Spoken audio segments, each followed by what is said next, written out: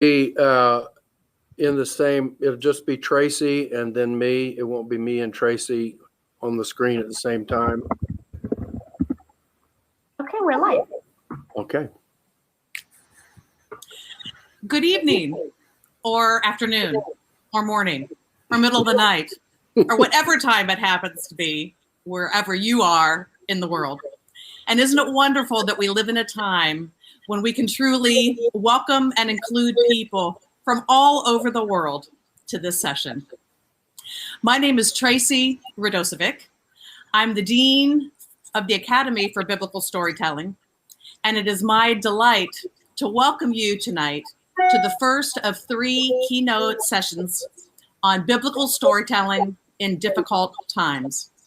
And I am honored to be the one to introduce our keynote speaker, Richard Ward. Just a little bit of housekeeping. If at any time during this session you are having technical difficulties, you can't hear, you can't see, we ask you to type that into the chat section. There are 2 chats. You could do it in event or stage, but we're asking you, if at all possible, to use stage, both for technical issues and, more importantly, for any questions or comments you have for Richard pertaining to what it is that he'll be speaking to us about. Back in 1991, I attended my first festival gathering. At that time, I had only been telling biblical stories for about 6 months. So I was an eager beaver. I was a newbie, and I went to that event like a sponge, ready to soak up from the best. And I figured the best place to learn from the best was not only the festival gathering, but the epic telling. So I got to the room early. I got a seat front and center, and I prepared myself to soak up all I could learn from the best of the best. Well, I wasn't disappointed. In fact, the very first person who performed so captured my attention, so engaged me, that when he finished his passage, I thought, yes, that's exactly what it means to be a good storyteller. And that performer was none other than Richard Ward. In the ensuing years, I've learned that he's not just a great performer, but he's an astute intellect as well. He's published several books, the latest of which is Bringing the Word to Life, that he co-authored with David Trobish. He has been a homiletics professor at various seminaries around the country, the latest being Phillips Theological Seminary in Tulsa, Oklahoma, where he was the Fred B. Craddock Professor Emeritus of Homiletics and Worship. Of course, he's recently retired, so he is now enjoying time in Denver with his wife, Amy, his 2 dogs, and an ever-growing collection of acoustic guitars. He's a UCC pastor, and he's one of those rare animals that seems as comfortable in his right brain as he is in his left, as comfortable in his head as he is in his body. And he can be darn funny. If you ever get a chance, ask him to tell you some stories about his Uncle Raymond. Richard, we are so delighted to have you as our keynote speaker this year.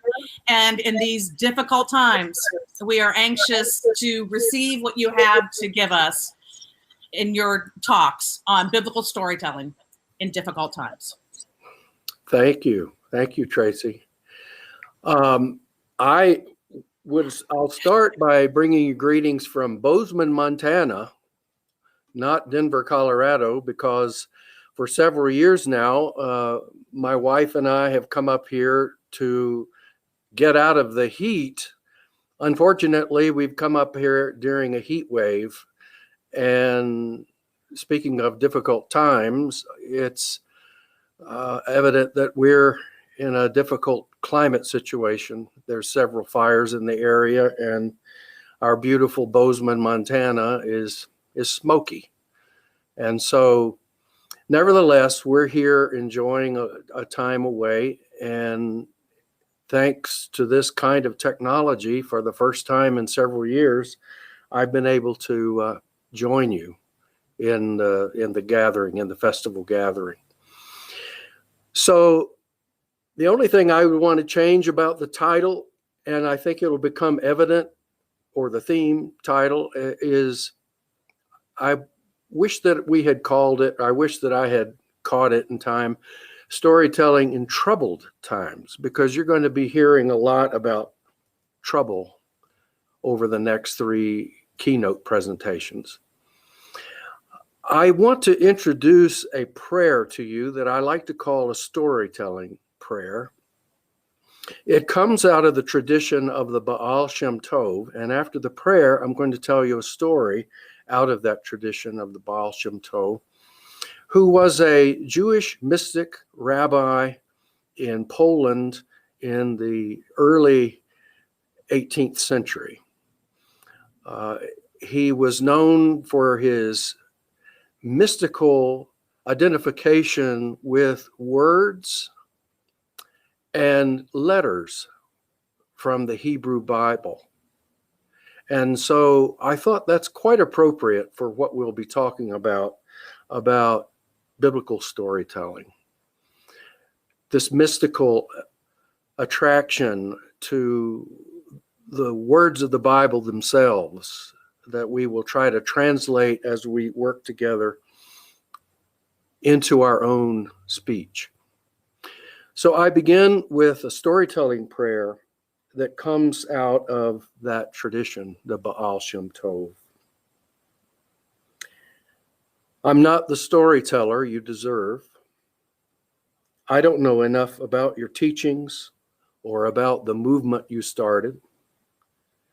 I'm not a hollow enough reed to let your stories pass through me without getting entangled in my own limitations. But if these people don't hear about you through me today, then maybe they won't hear about you today at all. So I ask you, help me be big enough so that the story will pass through me with all its power. Help me be big enough so the story will pass through me with all its power. And now a story from that tradition. When the late Rabbi Baal Shem Tov knew that his people were in trouble, he would go to a place in the forest, and there he would light the fire. And he would say these words to the prayer: Master of the universe, please save us. And a miracle happened, and the people were saved. Well, years later, a disciple of the great Rabbi Baal Shem Tov knew that his people were in trouble. And so he came to the place in the forest, and he lit the sacred fire. But he said, Master of the universe, I have found the place in the forest. I have been able to light the sacred fire, but I can't remember the words to the prayer. So this must be sufficient.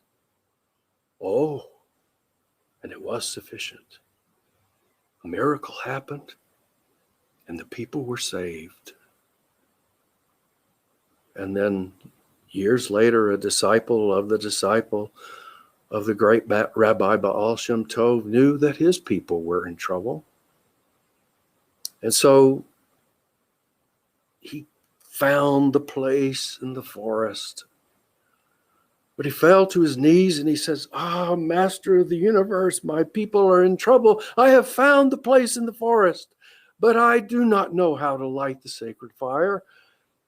And I do not know the words to the prayer, so this must be sufficient.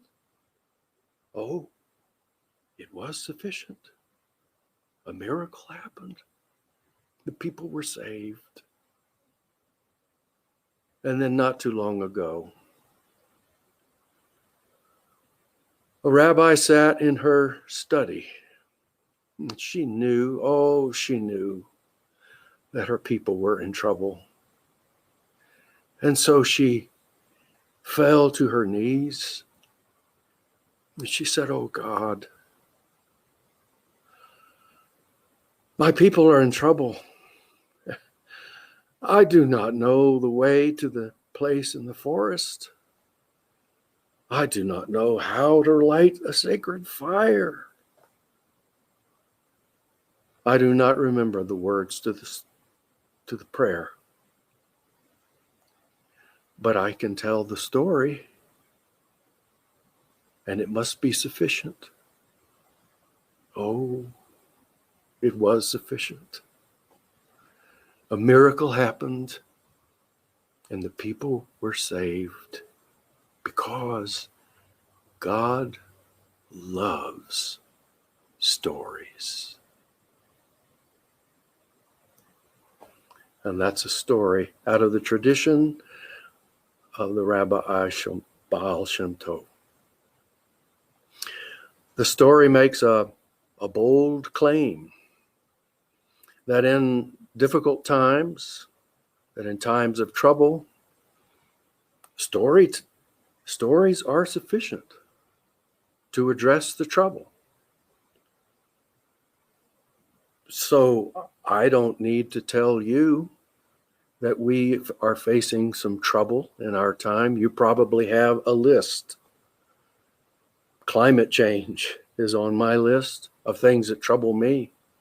And I wonder, and I want us to wonder over the next 3 keynotes, in what ways is storytelling sufficient to address the trouble? So I want to speak first to us, those of us that are gathered, as storytellers. And then later I want to address us specifically about us as biblical storytellers. What is story asking of us now in these troubled times? What is, in fact, story? What is the storytelling community in these troubled times, in these difficult times? And how is it that we are to fulfill our vocations as storytellers and as biblical storytellers? I want to say that one thing that troubles us, or that should trouble us, is the toxic political climate that we find ourselves in. It's like a toxic ecosystem in our culture. And in that toxic environment, there's some dangers. There's some dangers that we face as storytellers, and there's some dangers that we face as biblical storytellers. Now, all of us have a sense of how we got here. It's very complicated, but it has a lot to do with the head-spinning changes that the rapid development of technology has brought into our lives and has organized our lives in significant ways. And many of those changes, many of the things that technology has brought us, has intensified during the pandemic and made things possible, like this very conference. But throughout those changes, ever since storytellers, traditional storytellers, began to react to the explosion of television in our childhoods, perhaps in our lives, never mind the internet, we've been concerned that story was becoming commodified and brought into the service of a consumerist ethic. And in many cases, that's what's unique to our particular situation, I believe, is the way that story has been weaponized. in a climate of fake news? How do we tell stories in this kind of climate? It's been weaponized. Some stories have been weaponized in a general assault on truth and on those institutions that we need to help us organize our communal lives. Now, this is especially true of biblical stories. And I have a story about that. Not long ago, I went with my father to a country church where he had been pastoring for 18 years. He began when he was 72, and he finally lay it down when he was 90 years old. Now let that sink in. Pastoring a church until you're 90. So I was home visiting my dad and my mom and some of my family in the area for Christmas break. And I decided that I was going to go out with my dad out to this country church where he was pastor and to hear him preach. And in order to do that, since it was some ways away, I had to get up early in the morning and I had to buy the whole package. I had to go to Sunday school. I went to church. There would be the potluck afterwards. Lots of time in the car to visit and to bring each other up to date. All that was fine except for the Sunday school class. That was where the trouble was in my visit. It was a class of senior adults like me. And the biblical story for the day, since it was just after Christmas, was one of my favorites, the visit of the Magi to the child Jesus. Oh, so many things could be learned from that story. Maybe you even told that story or heard it told in a way that really warms your heart. Well, I learned something that day that I really rather not have learned.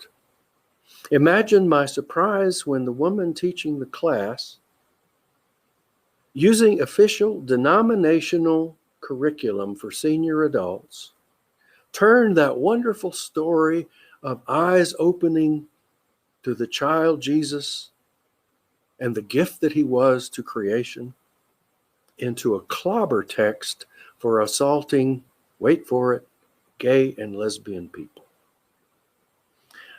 Now, how she got from the Magi bringing gifts to the child to turn that story into a weapon to clobber gay and lesbian people, I don't know. But the lesson I learned was that it is possible to weaponize even your favorite biblical story in these never-ending culture wars. So what is story asking us to do? What does this practice of biblical storytelling want us to deal with? Is storytelling, and particularly biblical storytelling, a way of addressing the spiritual health of people?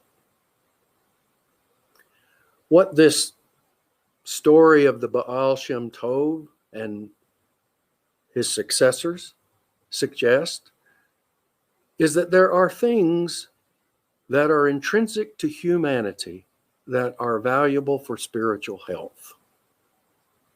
The stories suggest place, ritual, symbol, memory, and prayer. Stories belong to those elements.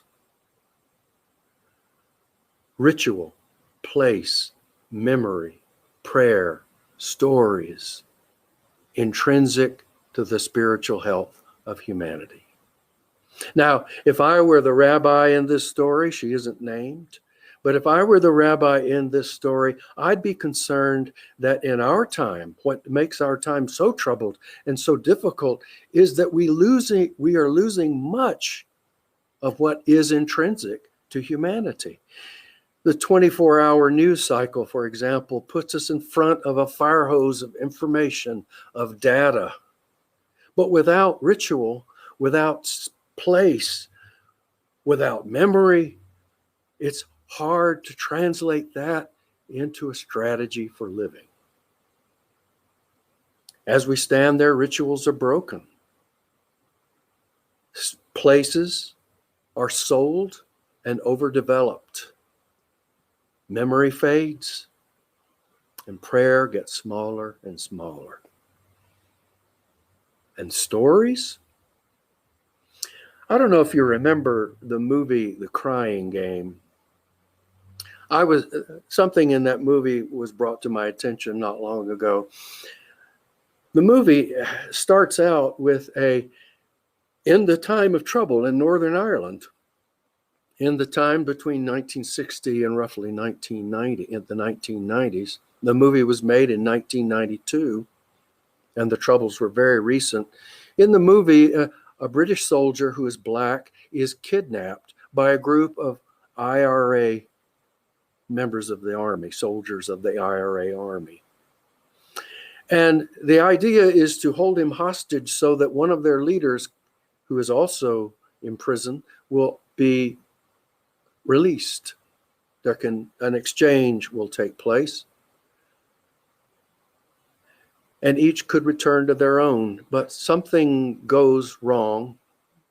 The exchange falls apart, and the young British soldier is told that in the morning he is to be executed in retaliation. In the meantime, he and one of his captors have established an unlikely friendship, a relationship of trust. And the night before he is to be executed, his name is Jody. Jody asked his captor named Fergus, "Fergus, tell me something." "Like what?" says Fergus. "Tell me anything. Tell me a story." And there's a long silence.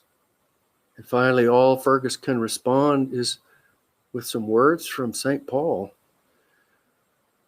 "When I was a child, I thought as a child. I spoke as a child. I understood as a child. But when I became a man, I let go of childish things." Jody says, "What? What's that?" And Fergus says, "I don't really know." Problem is, Fergus doesn't have a story to tell Jody on what is the last night of his life. A missed opportunity for something intrinsic to humanity to be offered to a man the night before he is to die. Story, you see, creates space. And that space is within the imagination, a space that's shared between teller and tale and listener. Stories create places like that. And in those places, the poet tells us, the poet Philip Larkin tells us, those are spaces to grow wise in. Wisdom. Translate information into truth. And truth is woven into experience that is solid and useful to human life. Now, this is where our work as biblical storytellers come in. It's possible and even desirable to turn the practice of biblical storytelling into a way of giving new information about the Bible. And we know that information is sorely needed about the Bible. It's a way of addressing, of learning how it is that our ancestors in Christian faith first experienced stories that brought them into the presence of the living Christ. In fact, I made it a part of my own research to find out more about the performance history around this biblical material, so that I could learn better how to perform the biblical material using the conventions of oral performance that are available to me. We've all encountered the problem of biblical illiteracy. In fact, there was a time when I was in a workshop, and the idea of the final assignment of the workshop was that we were to bring something into the workshop. This was a workshop of, I would say, corporate types, people climbing the ladder toward corporate success and involvement. And they said, come in with no introduction and just do something that you do in your workplace and have us respond. No introduction, no background information, nothing. Just do it. So I came in and I decided that one of the things I do in my workplace was tell biblical stories. So without an introduction, I told the story of the prodigal son. And after it was over, when responses were asked for, this one young woman said, "Wow, that was a good story. Did you write it?" Well, of course, I said. No, I said, no. Imagine her surprise when I told her that was a story from the Bible. Well, I was amused at first, and then I was a little unsettled by that. Even more so when I ran across a book by Robert Kiley entitled Still Learning: Spiritual Sketches from a Professor's Life. Robert Kiley is a Harvard professor emeritus of the English language and literature. He is a poet. He is an expert in, among other things, English literature, American literature, appreciation of poetry, Christian literature, and the Bible. One year in the 1990s, he was invited to go to China and lecture on, of all things, religion. Certainly, he was lecturing in English, but the thing that surprised him was, in a country as rich in religious tradition like China, religious traditions, Taoism and Buddhism and Confucianism, they wanted to a lecture from an American on the significance of religion in culture. Why? Well, it became apparent to him when he was climbing what had been a sacred mountain, and on the way up, he was puzzled by the Chinese intellectuals that were unable to read or even acknowledge anything sacred about inscriptions, words, and on shrines, in sculptures, unable to acknowledge that there was anything special about them. And so he wondered, looking into the future in North America, if in 50 years, how would the Bible be regarded? Would we be able to recognize anything sacred about it? Well, we're almost 30 years into that future. And I wonder what the storytelling community, what our role is to bring those inscriptions, to bring our sacred texts to life. Or will they be used as clobber texts?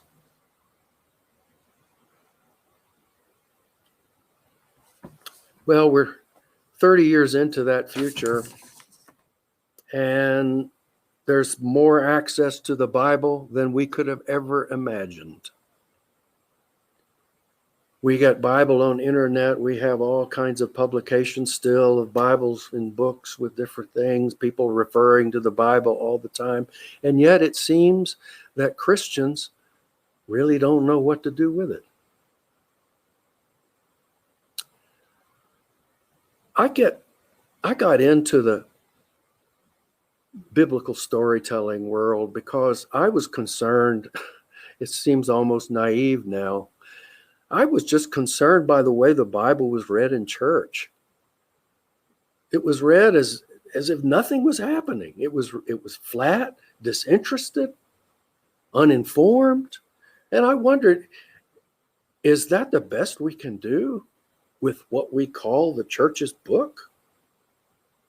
I think that's why a lot of us picked up the practice of biblical storytelling, because we wanted to show our listeners, the people in our churches, in our communities of faith, look, there's more to this. We saw a way out of a trap that Christians put the Bible in. On the one hand, there's the fundamentalist who turns the Bible into a flat kind of literalism without any regard to its historical or literary merit. And yet, on the other hand, let's call it the left hand, there are those that disregard the Bible as anything more than a historical artifact. Maybe brushing the dust off the cover to support some ideological commitment.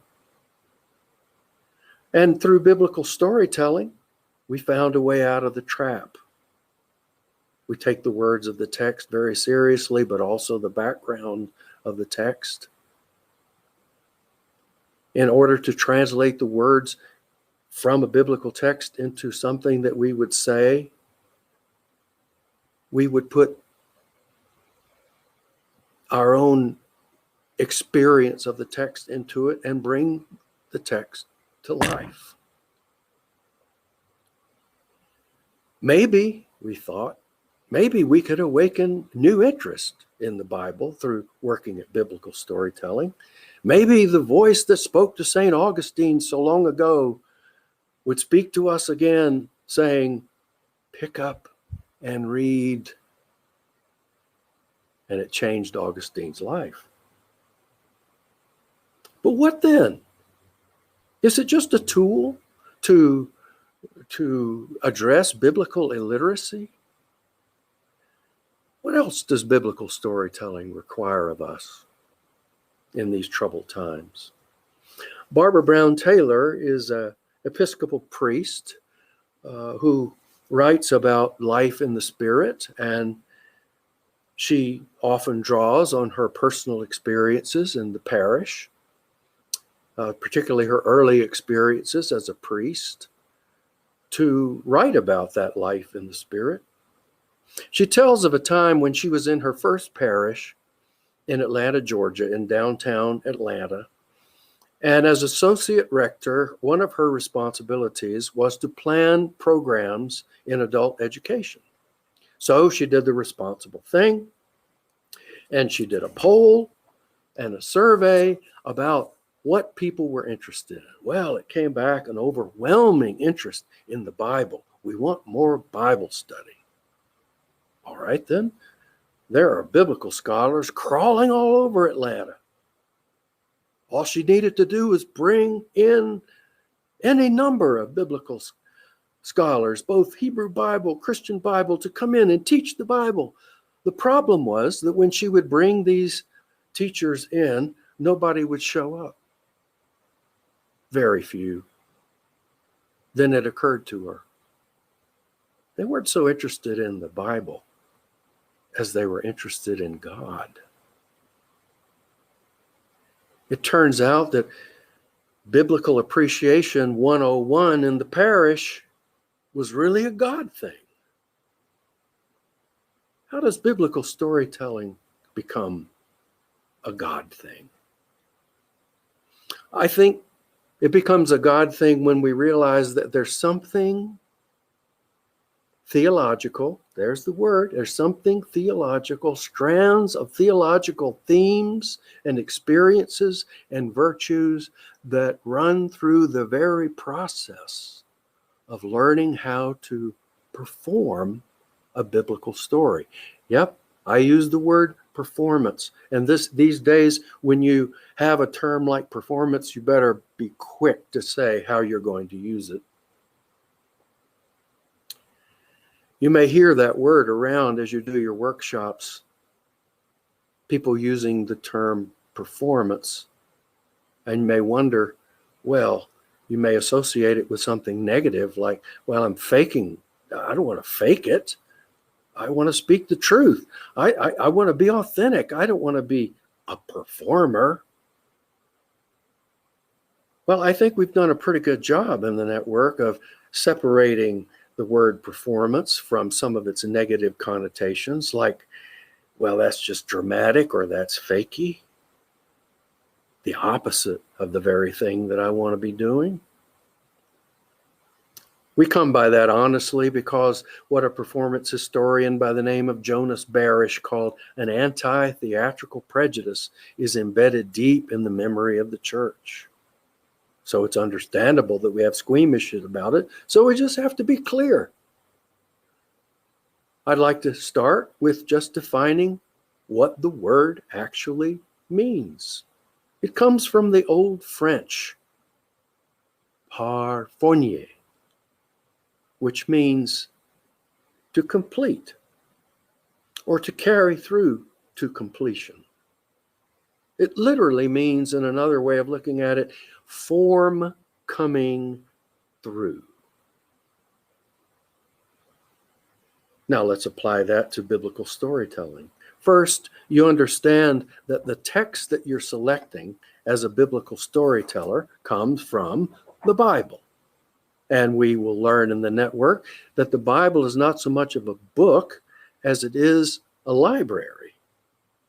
And not only that, but Lutheran theologian David Lowe says it's a collection of witnesses. Witnesses to what?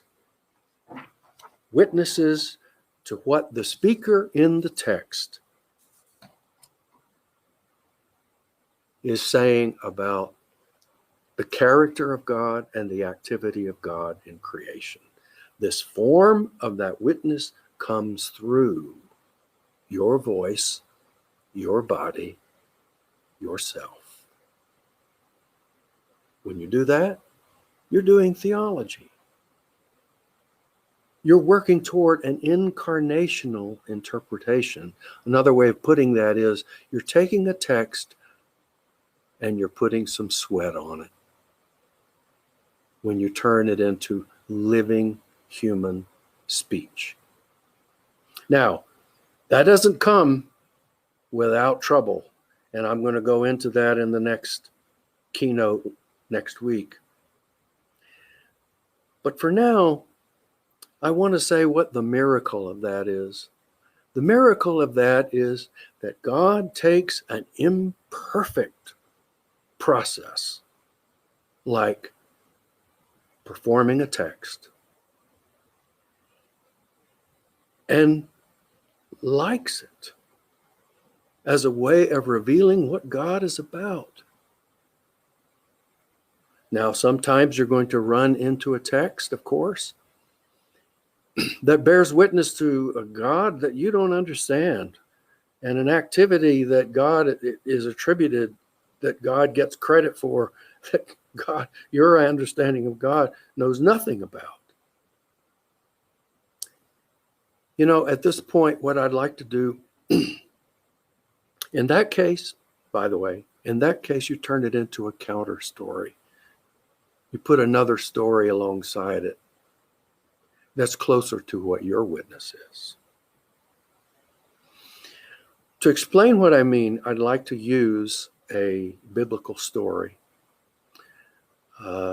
This is a story that is recorded and is offered by Pam Farrow. And I'll call upon Mariana to play that now for us. Will do.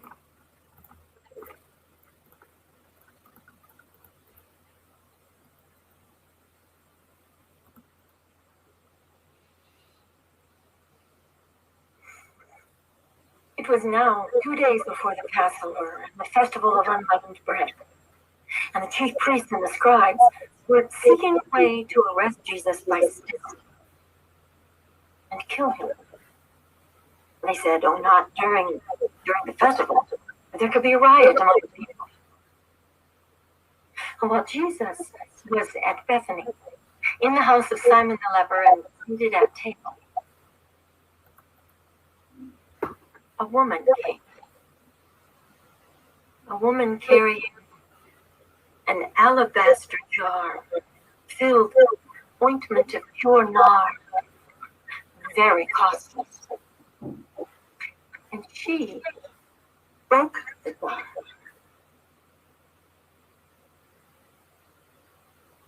and anointed his head. There were some there who said to each other in anger, "Why was the ointment wasted in this way? It could have been sold and for a year's wages, and that money could have been given to the scolder." But Jesus said, "Leave her alone. Why do you trouble her? She has done a beautiful thing to me. For you will always have the poor with you. You can do good to them whenever you want. But you won't always have me." She has done what she could. She has anointed my body beforehand for its burial. And truly I tell you, wherever the good news is proclaimed in the whole world, what she has done will be told in memory of her.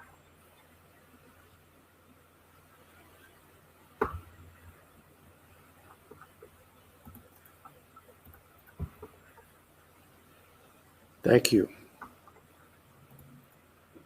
Thank you, Pam. We are fortunate to be living in a time when so many things can be said about biblical texts. One biblical critic has called it a horizon of interpretations. So, with that freedom in mind, I'd like to say what strikes me about this text in the context of our topic. I want to look at the image of brokenness, which is a theme throughout this encounter. A woman breaks open a custom by breaking into a gathering of men. She performs a ritual that's reserved for a male priesthood, the ritual of when a new king is anointed, perfume is poured over the head of the new king. It's a kind of baptism, in a way, we would come to say later.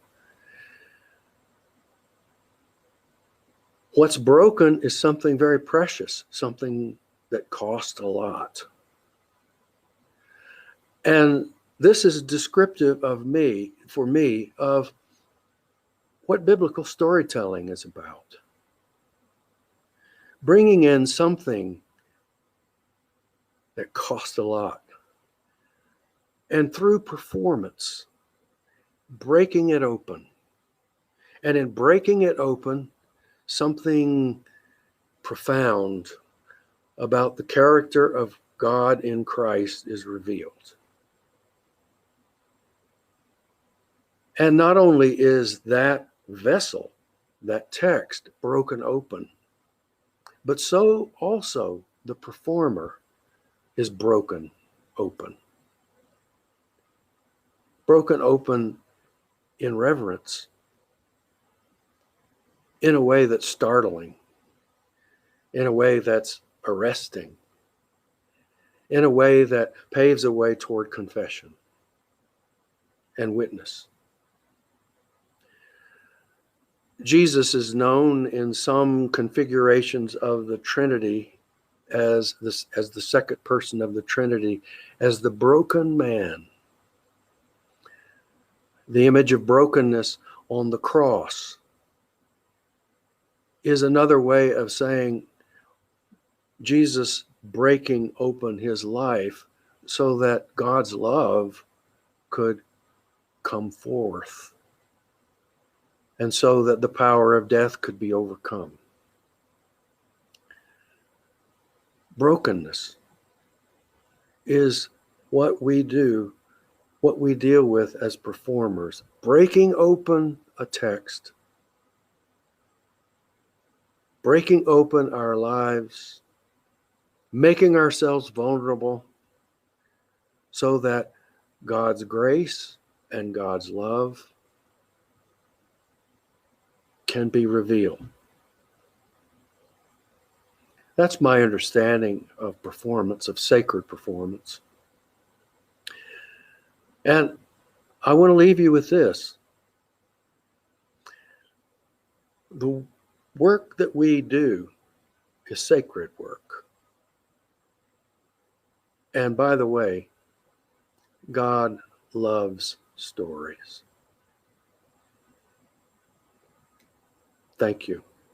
I look forward to more time with you. I'm going to turn it over to Tracy now, who may have some questions that come from the chats. Right. So if you have questions for Richard or comments of what you've just experienced, you're invited in the stage section or the chat section in stage to put those in now. Richard, I can say that there were many people who appreciated the Baal Shem Tov story. It's a favorite of many, and so there was a much appreciation for you starting with that story. Thanks. Well, and, favorite of mine, obviously. Right. And Weldon Nisley, you know Weldon, he thanks you for naming our toxic times, which he calls post-truth time. Yeah. I wonder if maybe you want to say anything or comment on that? Yeah, I think that's right. I think I want to elaborate a little bit on what David Lowe's I've been doing some reading on. He writes about preaching. He says, yes, it's post-truth, but it opens the way of saying we're free to speak our truth without having to become imperialists about truth. Like my truth is somehow the truth and your truth is not. So it frees us up from having to carry truth, capital T, but it also it gives credence and credibility to witness and to our own confession. So it belongs to other truths, and it belongs to our experience of God and the gospel. And the joy is we find that other people are confessing something similar. Right. Thank you. There were a couple of comments around your Robert Kiley story. Yeah. Is that how there was some reminiscence there of Fahrenheit 451. Yeah. Yeah. Well, that story haunts me. I mean, and then the idea of weaponizing the Bible, that little Magi story really, really haunts me, about how it is that extremism can just erase. If you're not going to see it my way, I'm going to erase. I'm going to take away access. I'm going to own the means of production. I'm going to. These were good Marxists that he was dealing with, and the understanding of religion as being opiate of the people and having no significance in life, and not even being able to recognize the sacred, is the worst kind of fascism. So I do think that's probably one of the things that's underneath what we're doing in the biblical storytelling, I believe, is to keep alive, to keep engagement with these sacred texts, the texts that we call sacred, alive, so that they can shape life, equip people for living. That's right. I want to talk about that in the next keynote. So there's a great scene in the movie Saved. Yeah. High school, and Yeah. like right. And there's the one gal that they're trying to sort of, evangelize, and she's, not really liking their brand. And anyway, so she walks away, she's saying, like, basically she accuses them of using the Bible as a weapon. And the one gal literally takes a Bible and throws it at her, and it hits her in the back, and she says, "I am full of the love of Christ," and how dare you, right? And so that's a perfect depiction of the Bible as a weapon, right? Yeah, it is. That's, and I think that's, I was going through this and I was thinking, well, that's pretty extreme. And then I think, well, we're living in very extreme times. Yeah. Some of the things that we didn't think were possible a few years ago are now the norm. Yes. I heard Russell Moore being interviewed in I can't pronounce Amanpour. What's her name? Amanpour and Company. Oh, yeah, Christina Amanpour. Yeah. Yeah. He was being interviewed, and that's one of the things he said was, before 2016, this stuff that we didn't think was possible is now possible. So it's okay to talk about the extremities that we're living through. Right. And what, I guess my question that I want us all to deal with is, how does my biblical storytelling contribute to healing and health in this kind of a climate? Right. So last year's keynoter, Sarah Agnew, has a comment here. She says, taking the story and mediating it, making it a window through which to see God, rather than interest in the Bible being about the Bible itself, coming from Barbara Brown Taylor's story. I wonder if that makes biblical storytelling a bit like iconography. Don't look at the performance for the performer, but in order to see God. Yes, that's a wonderful image. Thank you, Sarah. There is a book that was very influential in my work at trying to integrate theology with performance studies, by Alla Bozarth, entitled The Word's Body. And in it, she has a section in that book called The Performer as Icon. And I think that's, to get down into performance theory, I think that's what form coming through is. Yes.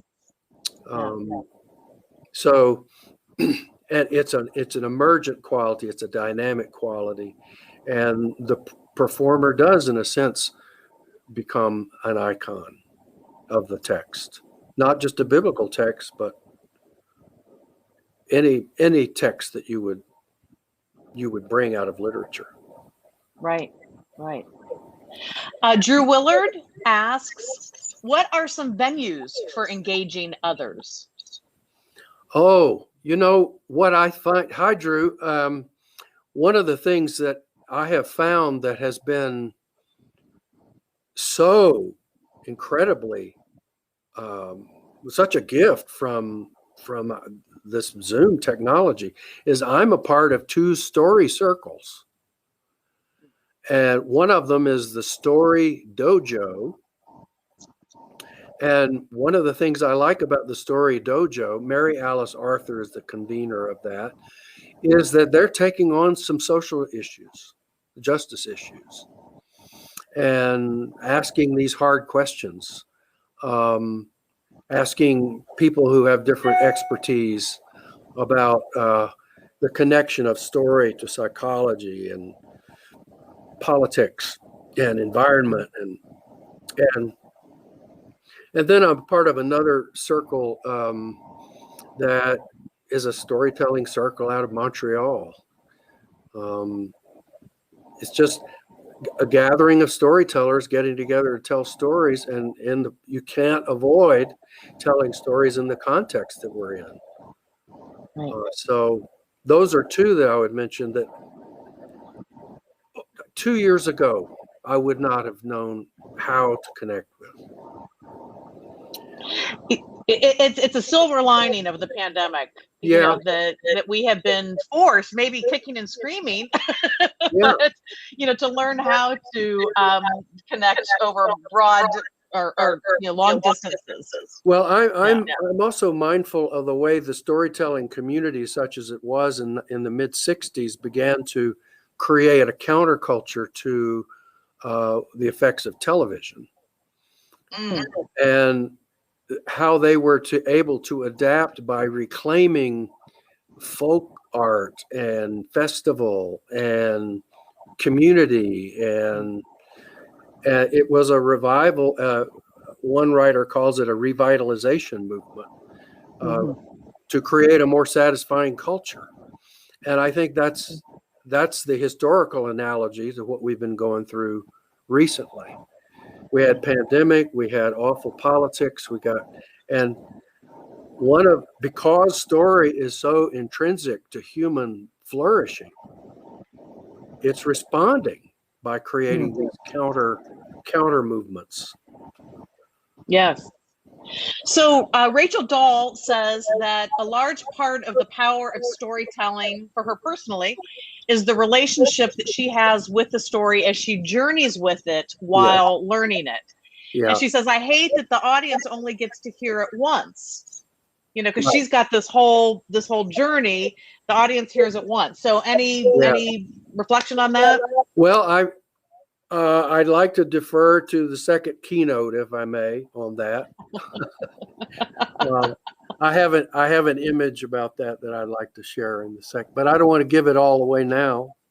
Right. Tune in next Friday.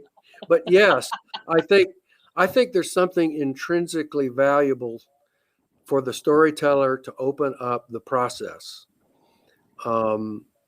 Because I think there are some values inherent in the process of learning that the storyteller can start talking about. Values and virtues that people are in dire need of. They not only need new stories, but they need, what is storytelling? What are the virtues and values that storytelling teaches us? Right. Rachel continues after a few people responded to her, and she says, I'm often overwhelmed at how much deeper my faith is since I have begun to walk with these stories as friends instead of trying to mine them for truth nuggets or scholarly thoughts. Oh, yes. Amen. I think it takes people, you know, fellow storytellers, to point that out to us, that, well, like I tried to say at the end, what we're doing is sacred work. We may have a lot of fun doing it, but that's part of it being sacred. But what's sacred about it is we're being transformed in the work.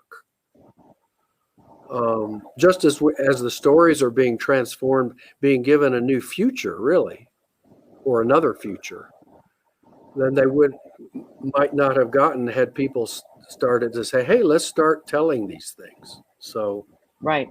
I think it's transformative in many different ways. Amen.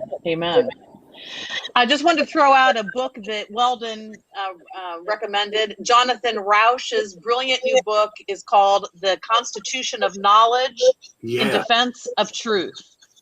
Don't know if you're familiar with that or not, but I think there was a review of it in the New York Times or something like that, and Washington Post, somewhere in there. About the only thing I read in the news anymore are book reviews and recipes. Yeah. I am aware that our hour is almost up, so I'm going to let Tom Boomershine, the founder of the network, have the final question here. He says, a dimension of our work in this time may be the investment in memory of ancient and modern experience of God. Right. Memory may be a necessary element of being human, that is being lost in the downloading of knowledge in texts, video, and digits. What about memory as sacred work? Is his question to you. Oh man. Well, I think it's